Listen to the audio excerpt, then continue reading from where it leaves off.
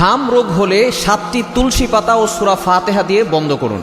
বর্তমানে সারা বাংলাদেশে প্রায় 100+ অধিক শিশু দুনিয়া থেকে বিদায় নিয়েছে, বিশেষ করে এই হাম রোগ হয়ে। এটা কিন্তু আমরা অনেকেই জানি এর লক্ষণগুলো কী কী আছে। জ্বর হওয়া, এরপরে লাল রেশ উঠা, চোখ লাল হয়ে যাওয়া, ঠান্ডা হওয়া, কাশি হওয়া, এগুলোর লক্ষণ হচ্ছে হাম রোগ হওয়ার লক্ষণ।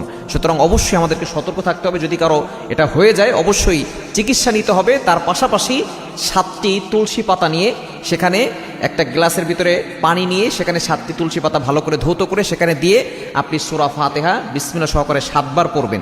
পরে ওই পানিতে ফু দিবেন। ফু দিয়ে এরপরে ওই পানিটা ভালো করে গরম করবেন। গরম করার পরে যেই তুলসী পাতার রসটা সেখানে বের হবে, এরপর ওইটাকে ভালো করে ছেঁকে আপনি যখন একটু কুসুম গরম করে, একবারে বেশি গরম না, কুসুম গরম যখন হবে তখন আপনি আপনার বাচ্চাকে 7 দিন খাওয়াবেন। অবশ্যই অন্যান্য চিকিৎসা নেবেন এবং এই আমলটাও করবেন।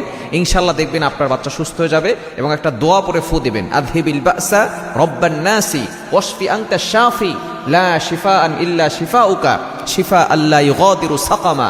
নবীজি সাল্লাল্লাহু আলাইহি ওয়াসাল্লাম জানিয়ে দিয়েছেন, যদি কারো অসুস্থতা হয় এবং সে যদি এই দোয়াটা পরে ফু দেয়, আল্লাহ পাক রব্বুল আলামিন তার সকল অসুস্থতা দূর হয়ে যাবে।